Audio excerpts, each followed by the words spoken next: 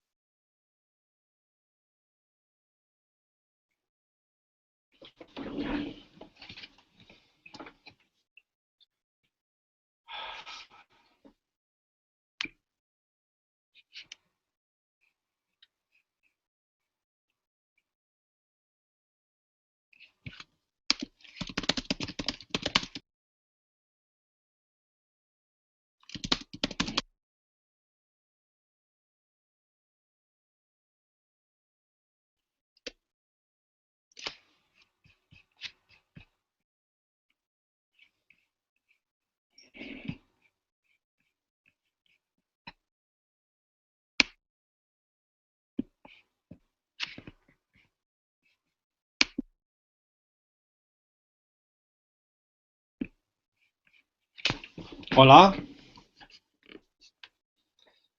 Hello, Jack. Hello, Jack. Are you there? Jack? Hello. Can read you? I cannot hear you. Maybe you have to unmute your mic, the microphone.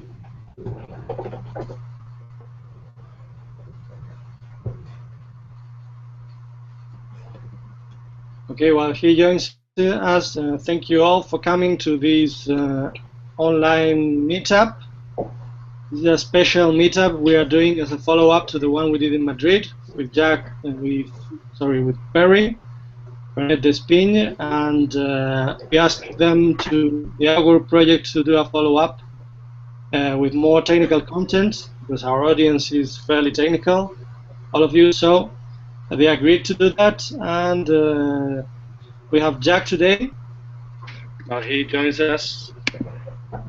I will tell you that Jack is a physicist, like myself, an entrepreneur, and a co-developer in the Augur project.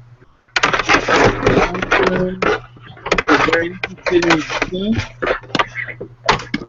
And I am Alex from Madrid.js. I don't know how this thing works very much, and that's why all the problems. So sorry for that.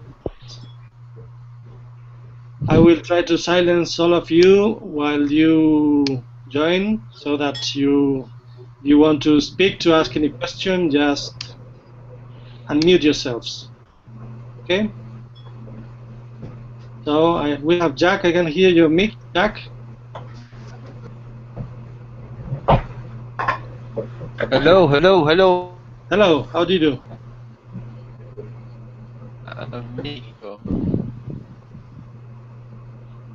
Also, I'm using Firefox, and somehow Hangouts doesn't like Firefox very much, apparently. They will probably prefer if I use Google Chrome for some reason. Okay, so Jack, there you are.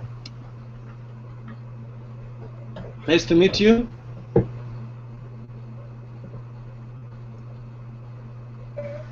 Nice to meet you. Can you hear me, Jack?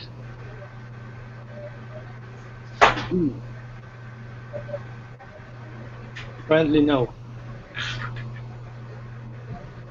Hey, hey, can you guys hear me? Jack? How do you do? Yes, it worked. Okay, can you hear me? Yes, I can hear you. Can you hear me? Okay, yeah, great. Okay, awesome. Cool. We're all set. So we have now, I don't know how many spectators, because my Google plugin for Firefox is not working very well, but anyway, I see a lot of people here.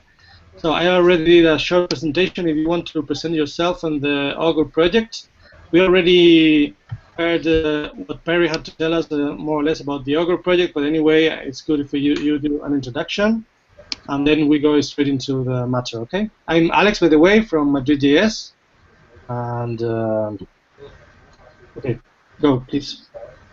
You want to go? Yes. Give me just 1 second. Great. So can you tell us about you and your project, Jack? Yes, I can. Sorry. Yeah, I'm Jack Christensen. I'm one of the core developers on the Augur project. Thank you. I guess first of all, I should say, yeah, thanks for having me come talk to your group. So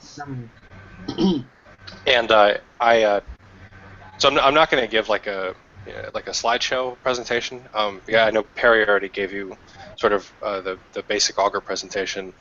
Yeah.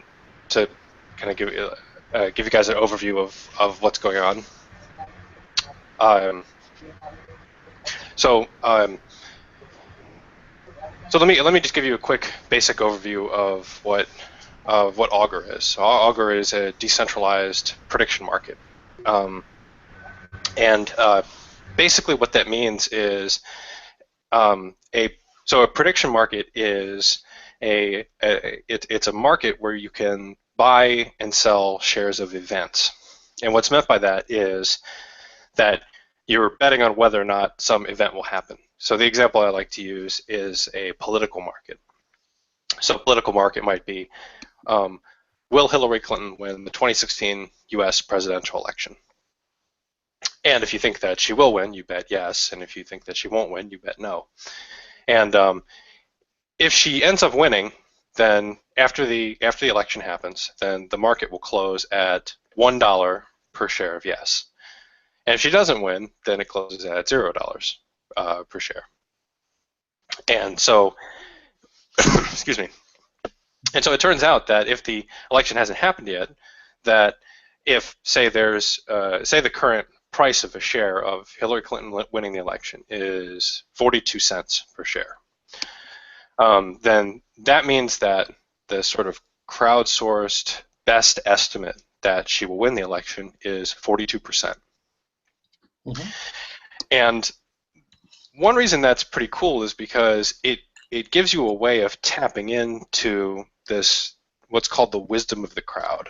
The idea that if you have a lot of people making independent estimates about some quantity or the chance of some event happening, and those people's estimates are independent and they have some motivation to be correct, like they'll win a prize or win money if they're correct. Then in that case, if you have some intelligent way of aggregating that information, then the aggregated or average estimate, it turns out to be much more accurate usually than any of the individual estimates that you collected. And this phenomenon is called the wisdom of the crowd. Mm-hmm. And so here's one sort of interesting anecdote that was sort of how this phenomenon was first uncovered. So like I think it was in the late 1800s in Britain, they were having a county fair, right? And I guess one thing that you did at a county fair in the 1800s in Britain was they had a contest to guess the weight of a cow. Right, so some guy owned a cow, and everybody would come up and they would guess how much the cow weighed, and they would win some. Whoever got the closest won some prize. I forget what the prize was. Maybe you got to keep the cow, or something, or maybe you got some money. And so they had the entire day they had people come by and guess how much the cow weighed. Now intuitively you might think like most people probably have no idea, right, how much this cow weighs. So you'd expect them to just be pretty far off. As some of the people, probably butchers, things like that, they might actually know. And so this went on the whole day, and they ended up having something like 750 people come by and guess what the cow's weight was. And what was interesting was that although the typical person's guess was pretty wide of the mark, mine probably would have been very wide of the mark. It turns out that the average estimate was within like half a pound of how much the cow actually weighed. And that phenomenon actually exists in, as actually applies to a wide variety of topics, including things like, if you get a really big group of people together and give them some incentive to try and make a good guess, then that sort of random group of people, because they're properly incentivized, they can accurately predict who's going to win an election, or who's going to win the Georgia-Florida football game, or what will the stock price of IBM be next month. And that's actually one of the things that makes a prediction market cool, is that on the one hand it does tap into this idea of the wisdom of the crowd, and what makes it cool is that it's a very general idea, right? Like I always use the example of political markets, but it's a much broader idea than that. In fact, just about any market you can think of that doesn't involve like a physical good being transacted is some kind of a prediction market, right? Like I gave the example of who's going to win the Georgia-Florida football game. I'm from Georgia. That was a big event where I was growing up. I don't know if any of you are familiar with that particular game, but that attracts some interest. And but that kind of a bet, you're really predicting, well, who's going to win the football game, right? So it's a prediction. I also gave the example of the stock price of IBM. So if you think about what is an option or a derivative? So an option might be worded like, will the stock price of IBM rise above X dollars on Y date? Right? That's a prediction. You're predicting whether or not it will rise above that amount. Stock values themselves. It's just you're really predicting. What are the company's revenues going to be that quarter? So it's a very general idea, and it has this larger, what I think is a very cool impact, which is that it gives anybody a mechanism for tapping into this wisdom of the crowd. Because right now, if you're just a random member of the public and you want a good crowdsourced estimate of the chance that something is going to happen, you really don't have a way of getting that. Actually, one of the only things that sort of ordinary people have access to good forecasting for is the weather. The weather forecasts are not that bad, although we give weathermen a hard time. But for anything else, there's really not much that you can do. And I think to me that's a shame, because I think it's actually a very potent and very important source of information. And to me, I think that if Augur takes off and becomes widely used, I think that it will be a very useful source of information, a way to sort of look up the odds that anything is going to happen. And I also think it'll be one of those things where like if it takes off, we'll look back in 10 years and just be like, we were living and somehow making plans about things without having any idea what the odds of anything was. Like, so how are we doing that? So we were just guessing. It's like, and yeah, so that's sort of a view from 30,000 feet. The basically what Augur is. I think you are. I think you're on. You have your mic silenced, Alex.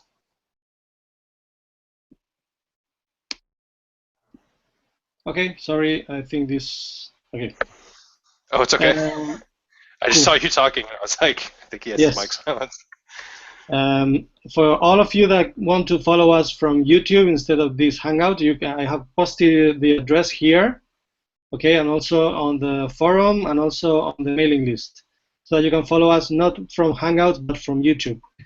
And also you have some application here called Q&A on the left that you can use to send questions to Jack, and we will answer them later on. Okay, so we are a fairly technical audience, as I said before, and you are heavy users of React. Is that right? Yeah. So so we actually use React for our UI, and there are there's actually several pieces to Augur, and I guess this isn't really news to anybody who develops a web application, but there's the UI, and then there's middleware, which is basically just networking and formatting code, and then there's and then there's the backend. And in place of, and so in a normal web application, you might have React as your front end, and the middleware is kind of taken care of for you, I guess. It might be WebSockets or something. And then on the back end, you would have maybe like Postgres or MySQL or MongoDB or something. And so we have sort of an unusual stack. So we're using React. That's sort of the most normal. React is sort of the most normal thing in our application. And I actually like talking about React in the front end because there's a framework, and so people were like, oh, I've kind of seen this before. The back end is really what's weird about our system. Because it's decentralized. So in place of a regular database, for example, instead of like a MySQL database, we have Ethereum, which is sort of this very fancy decentralized database. And I can go into more detail on Ethereum if you guys want, but basically it's sort of like a programmable version of Bitcoin. Like it's decentralized in the same way, so it's a blockchain where everybody has a full copy of the database. Everybody that's running a full node on the network does. And the big difference is that Bitcoin is it's designed to do one thing. It's designed to be a store of value, and you have these tokens in the system, and you can send them between users, and that's it. Ethereum is programmable, meaning that it has basically you can write programs, and then those programs exist on the blockchain, and they're otherwise normal programs. Like they have functions that you can call, and they can store data, and including information about, like, for example, who has placed a bet on what, and who did this event actually happen. And so that's our basic architecture, and I know this is the JavaScript meetup. So the React is obviously JavaScript, and actually all our networking, all our middleware is it doesn't follow a particular framework, but it's also JavaScript. Yeah, I guess if you guys have any questions specifically about the how we're using React. What middleware are you using currently? It's custom, actually. And the reason for that is because I was just talking about how Ethereum has this decentralized network with these contracts that are kind of floating out on it, and you can invoke functions on those contracts. This is all really new. Ethereum is in its, I forget if they're calling it an alpha or a beta test, but basically it came out in June. And there isn't a lot of library code available for it yet. It's getting better, but so one of the things that wasn't really available when we got started is a way of starting from like either Node or from the browser and talking to these contracts, right? So you have these contracts, but how do you actually call them? And it's like they had a spec for it. And it was like, well, you take the name of the function and the function signature and the parameters, and you have to go through this very particular way of serializing the data so that it can be sent over the wire, and then you have to decode the data when it comes back. And it's all straightforward enough. It just there wasn't really a working implementation of it at the time. Essentially, to write a driver for Ethereum, right? Yes, that's right. It's an Ethereum driver. It's an Ethereum driver that sort of comes from the browser, and it's actually just it's actually just using HTTP RPC, so remote procedure calls. So basically, the Ethereum daemon is set up to accept HTTP requests for to make calls to its contracts, and that's basically the only way that you can interact with Ethereum from the browser, and so that's what we're doing. So you don't have a middleware that is receiving the connections and then calling Ethereum. You are connecting directly to the database from the browser. That's interesting. Yeah, that's the architecture that we've been shooting for, which is that we basically don't want there to be a server-side component apart from Ethereum. There are some difficulties with that. Basically, that so if you're making RPC requests to Ethereum directly from the browser, that it turns out there can be some slowness associated with that. Actually, the biggest So the biggest source of slowness is probably just the RPC requests themselves, because in order to, I don't know if you guys have checked out the Augur UI, like if you go to client.augur.net, but if you look at all of the markets we have on there, it's actually quite a few RPC requests that, like if you're just sort of naively making a request for every single piece of data that you need, you can end up making literally thousands of them. And even though it's not that much data in the aggregate, because each of those is a separate HTTP request, it has its own headers and stuff, it really ends up being a pretty significant load on the Ethereum node's RPC server, and it's slow. So if you do it that way, it turns out that the UI takes like 20 or 30 minutes to load. And so just doing it naively, it doesn't really work. It doesn't really end up being sort of usable because no one's going to sit there for 20 minutes. So we have a couple of different. So there's a couple different ways around that. One is basically just being a little more directed about how we're requesting data from Ethereum. So we can do it in fewer HTTP requests. So that's a fairly big one. And another thing is where right now you'll notice that if you go to the client, it actually loads very fast, and it's very sort of responsive. And the way that it does that is we actually have what we call a market cache on that we're running. So we have some servers around the world that are running these caches, and they pre-process the data, store it in just a regular centralized database. It's a MongoDB in this case. And then you can just and that has a REST API that you can just make requests to. So that's kind of a stopgap to get this thing set up, right? Because we don't want people to wait 20 minutes. But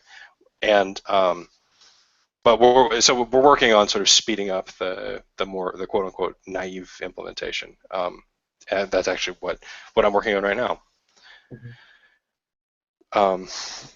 So what kind of challenges have you found building the interface, the front end, the UI?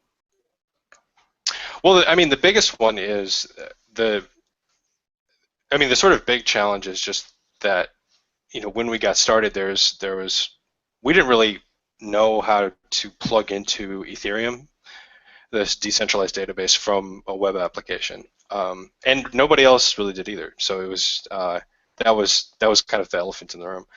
And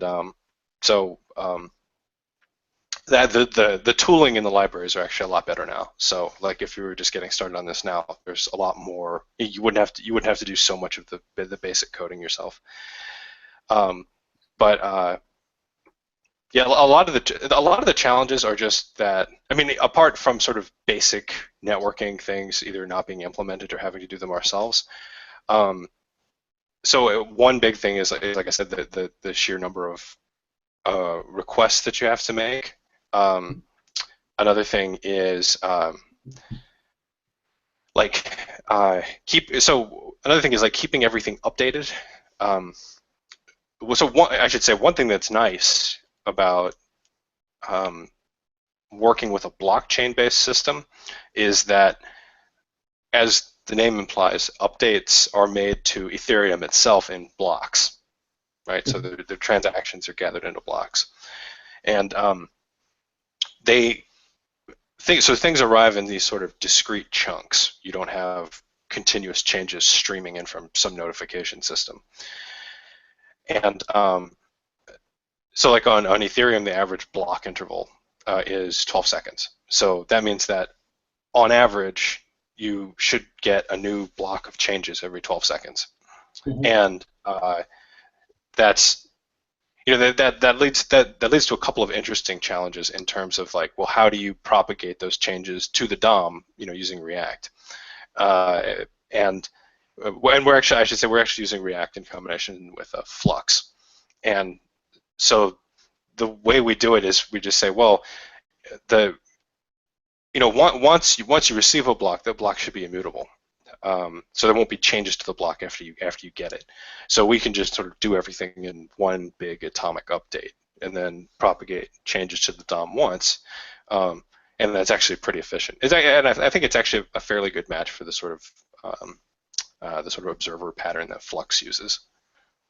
Yes, so. And do you have to propagate those blocks to all connected clients every 12 seconds? Because that's quite a challenge, right?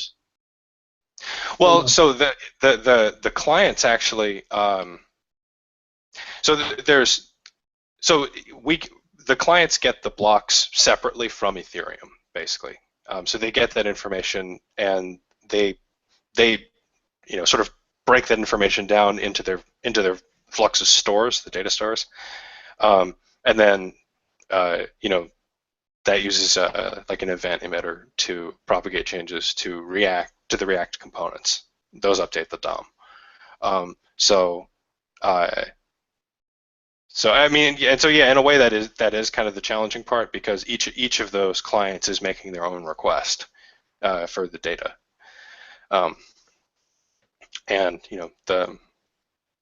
but I think that's part of the challenge of just being decentralized. Mhm. Also, Perry told us that since you are using a blockchain underneath, that it has a limit of operations per second, which is in a few operations per second. Well, big exchanges like I know that Visa Europe handles about up to 32,000 requests per second, but I think the New York Stock Exchange can process something like 1 million operations per second. So, what plans do you have to address that? So the limit I think Perry would have been talking about was not operations per second, but like transactions per second. So like how many things can be submitted to the blockchain per second, which is a real issue if you if you want to be Visa or something. And the limit for Ethereum, the exact numbers escaping me. It's 20 or 20 something transactions per second, which I mean that's it's much faster than say Bitcoin, but that's still a limitation. I mean so that is a limitation. It's one of the limitations of Ethereum as it exists today. I think it's sort of better than any comparable system, but it's a limitation. One thing I would say is that there's technology being developed at Ethereum that is aimed at removing that restriction, basically. Without going into too much detail about that, so it's a new technology called proof of stake, which it's been explored in a few different blockchain technologies. But the Ethereum team, it really seems like they have a pretty good bead on how to get like a working implementation of proof of stake. That's actually it. The guy there who's working on that is Vlad Zamfir. I'm happy to say that Augur is actually helping fund his research, because lifting the transaction limit is something that's pretty important to us.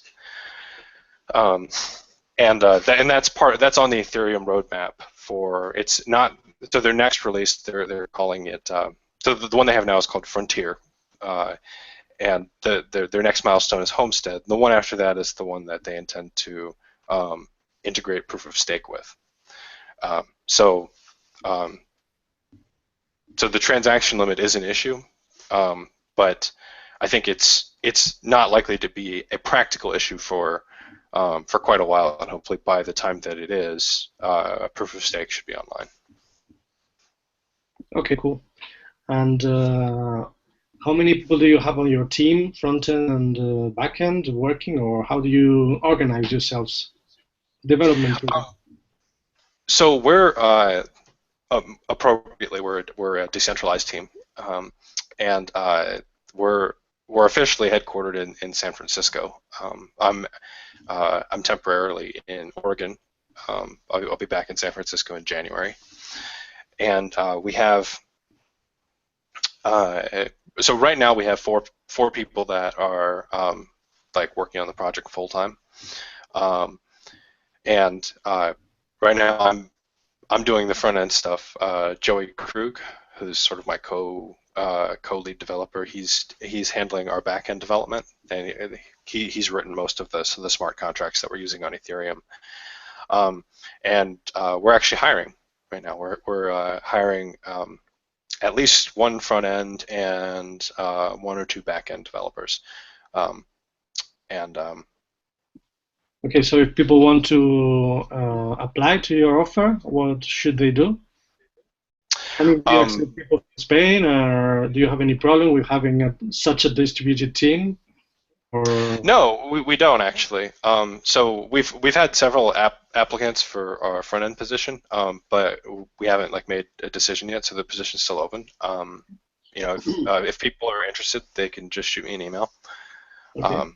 and you know, send me, I don't know, either your GitHub or your LinkedIn profile, or you know, some evidence that you actually know how to program, and yeah, and we'll be in touch. Okay, But so yeah, that's we well, can but we do have a sorry. so we can publish your email address and your Twitter accounts or something so that people can reach out to you if they want and Yeah. inform. Okay, and please continue. Oh, and I was just going to say we also we do have a guy in Spain actually. Perry lives in Spain, and we also have a guy living in Atlanta. That's our marketing guy, Tony Sakic, lives in Atlanta. Great. So yeah, we're distributed, very spatially distributed. Joey lives in Illinois, so we're all over the place. So I'm not going to ask you how you chose JavaScript, of course, because you are on the browser, so there are a few choices. Have you considered any alternatives like CoffeeScript or TypeScript or any other JavaScript variants for your work? Kind of. So, I mean, not CoffeeScript really, because I never got around to learning CoffeeScript. I kind of intended to, and then didn't, and now I feel like it's awfully late in the game to be learning CoffeeScript. We briefly considered Dart, and but none of us on the project actually knew it. So, and we did know just like regular ES5 JavaScript. We have some ES6 JavaScript in our front end at this point. So that's ECMA script 6, basically the new like JavaScript syntax. It has classes. I don't know. A lot of people think it's an improvement. Yes. And so we use that some in our front end. Most of it is just it's just sort of regular vanilla JavaScript.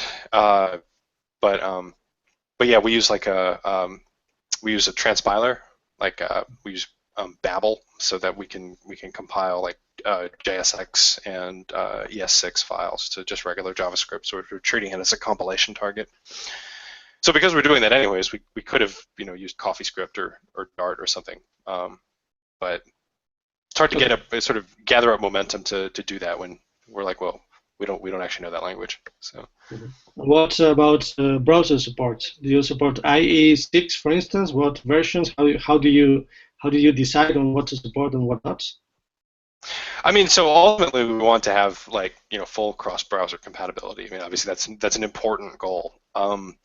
But so we've been doing most of our development in Chrome, or using Chrome as like the test platform. So it's always like things work on Chrome first, and then we make sure they work on Firefox, and we are going to get around to making sure they work on IE. I don't think any of us actually use Windows, and so IE support is probably not there yet. Although I haven't tested it lately. It might work. But we do ultimately want to support that.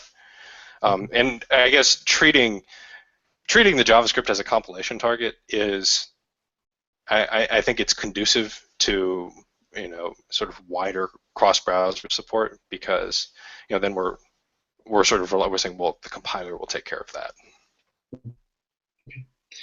So do you want to add anything else, and we can pass to questions if you want.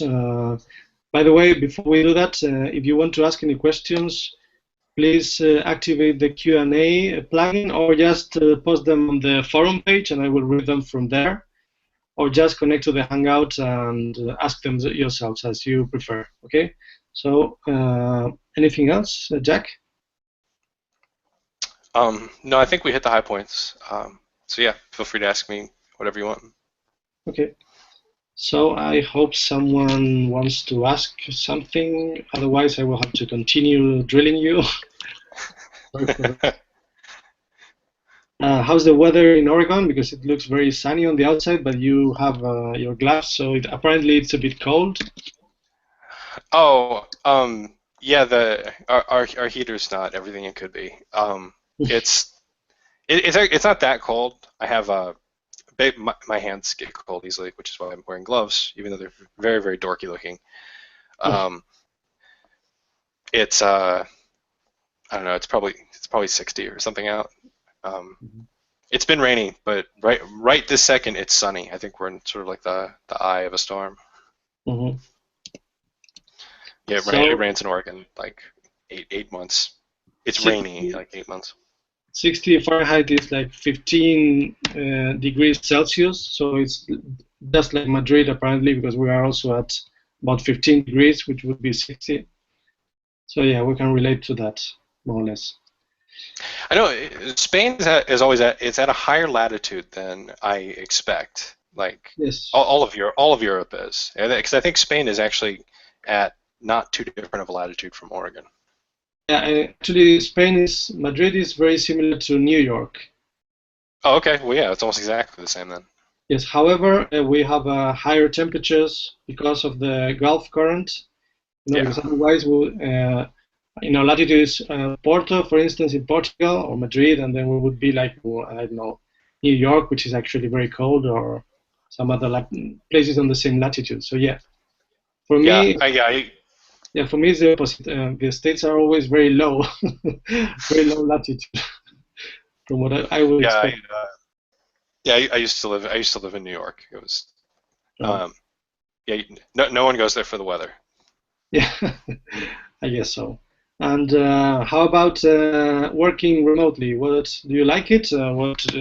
I also work remotely. I'm remotely right now, but I usually work remotely and just visit my office once a week or something like that. We have an office, but what do you think about it? It's one of those things that I would have expected to have more problems than it has had. So yeah, it's actually in general it's worked out pretty well. Me and the other guys we all keep kind of weird schedules, and working remotely actually works pretty well for us. There definitely have been times where it's like it really would be nice to just drag everybody into a room and so we could figure something out. It would be nice to have like proper whiteboarding sessions, but in general it's actually worked pretty well.